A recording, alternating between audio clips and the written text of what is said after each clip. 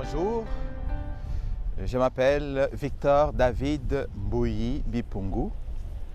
Je suis prêtre du diocèse anglican de Montréal et prêtre en charge de 3 paroisses, l'église de la Nativité et la paroisse Saint James à Rosemère et la paroisse Saint Simon and Saint Bartholomew's Anglican Church à Laval-Chemédé. Mes 3 communautés ont une particularité. L'église de la Nativité, c'est une communauté francophone qui est constituée à 99,9% des ressortissants haïtiens. Donc le créole est l'une des langues que nous utilisons aussi dans le culte. C'est une communauté qui a commencé depuis les années 1975 par une petite famille des Haïtiens immigrés ici qui étaient de l'église épiscopale. Ils se réunissaient à la maison chez eux jusqu'au moment où ils sont rentrés en contact avec l'évêque du diocèse de Montréal de l'époque qui leur a offert un espace progressivement d'un lieu à un autre. Ils ont été logés dans telle ou telle autre paroisse jusqu'à faire le déménagement il y a 2 ans et demi maintenant à Rosemère, dans l'ancienne paroisse Saint James. Voilà, donc nous prions en français, nous utilisons le créole aussi. Et les 2 autres communautés sont anglophones. Saint James, une petite communauté à Rosemère. Rosemère, une ville où on retrouve encore beaucoup d'anglophones. Et Saint Simon, Saint Bartholomew's à Laval, une communauté anglophone aussi.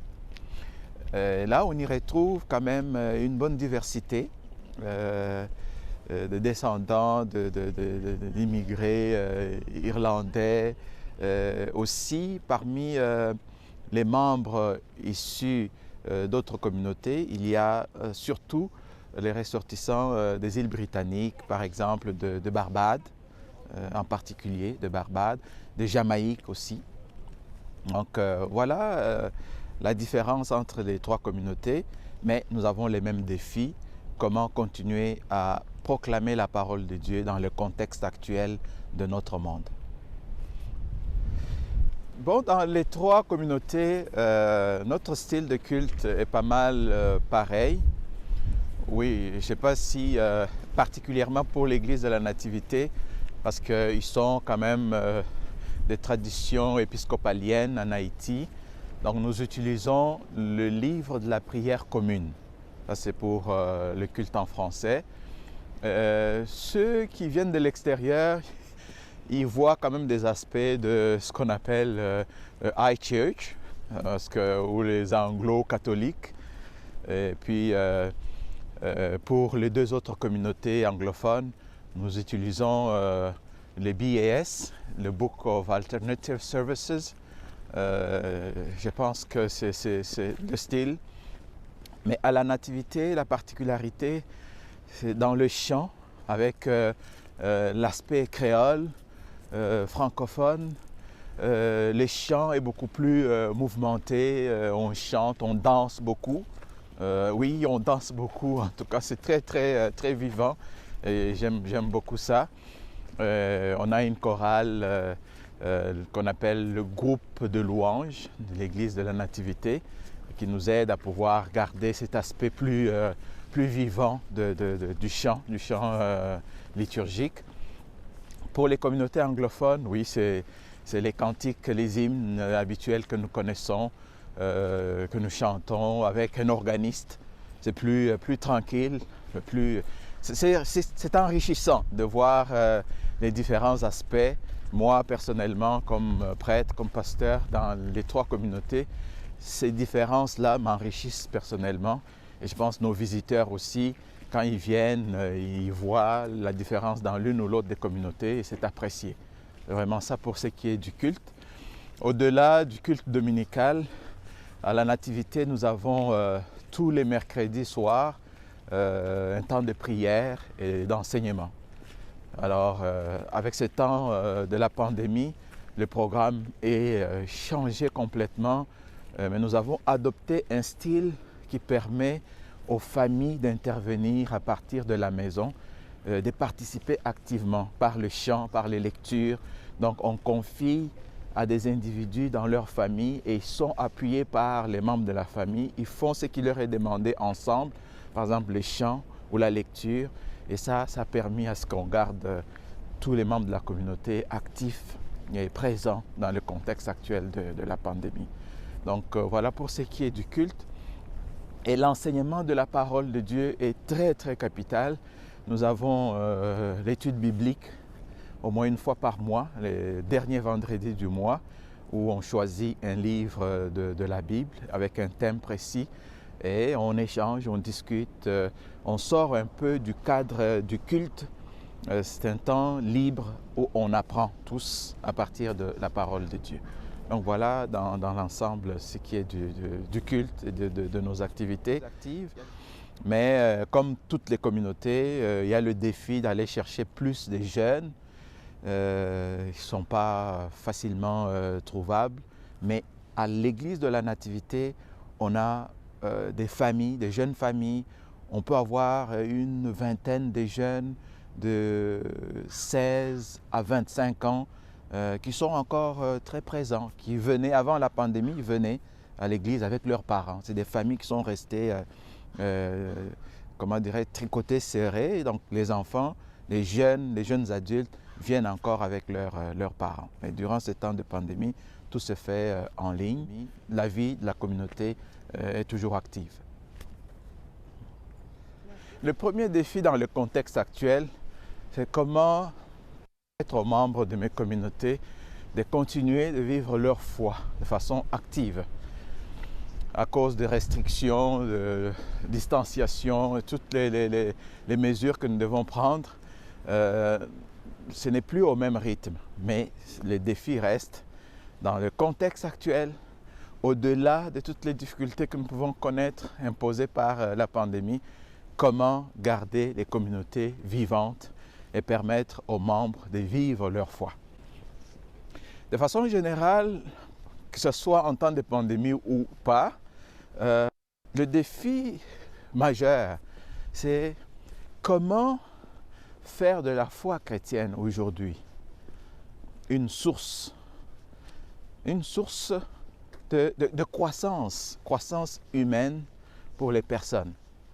Comment faire en sorte que la foi chrétienne soit une richesse pour ceux et celles qui s'y intéressent. Et au-delà de ça, pour qu'elle intéresse même ceux et celles qui ne la pratiquent pas. Nous sommes au Québec, nous savons quelle est la situation actuelle en termes de la croyance, quelle est la place de la religion en général. C'est un défi pour nous. Il ne suffit pas juste d'accuser ceux qui critiquent les églises, qui critiquent la religion, qui sont contre le fait de croire. Et ce n'est pas ça notre travail. Notre travail, c'est de faire en sorte que les gens découvrent que ça vaut la peine de développer une spiritualité pour sa croissance personnelle et pour une bonne vie en société. Et c'est ça, religion, c'est du verbe relier. Donc les gens doivent être reliés à eux-mêmes, au plus profond d'eux-mêmes, de leurs aspirations, reliés à l'autre, plus grand que nous, pour être reliés aux autres autour de nous. Donc ma relation avec mes concitoyens doit être marquée par ce que je suis en lien avec moi-même et ce que je suis avec celui de qui je tiens mon existence dans ma foi en moi. Donc c'est un défi important. Un défi. Au lieu de se perdre dans les débats, est-ce que la religion a sa place ou pas, c'est comment vivre cette religion, mes convictions religieuses, pour que ça paraisse, que ça soit un plus pour moi-même et pour la société dans laquelle je vis. Donc moi, c'est la source de ma vocation aussi.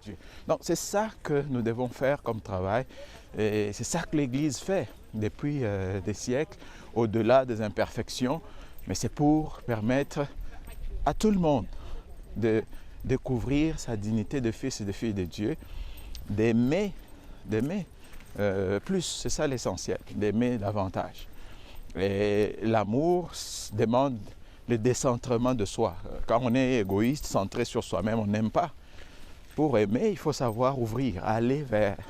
Il faut savoir, des fois, s'oublier un peu, voir l'autre. C'est ça, l'élan qui nous pousse à aller vers.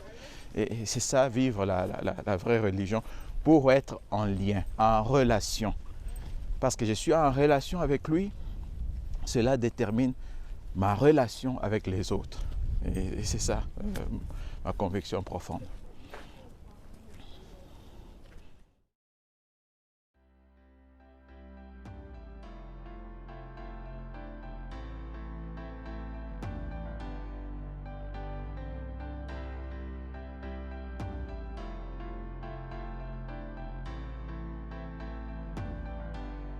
Alors pour mes 3 communautés, nous sommes très ouverts et je vous invite personnellement à venir nous rendre visite dès que ça sera possible. Vous pouvez visiter nos pages Facebook. Venez nous voir dès que possible. Regardez, il y a un numéro pour vous joindre à nous les dimanches à 9h30 et à 11h pour prier avec nous. Quel que soit le problème que vous avez besoin d'un ami, d'une amitié, nos communautés sont ouvertes et seront heureuses de vous accueillir, qui que vous soyez. D'où que vous veniez, vous êtes les bienvenus. Merci à l'avance de penser à nous.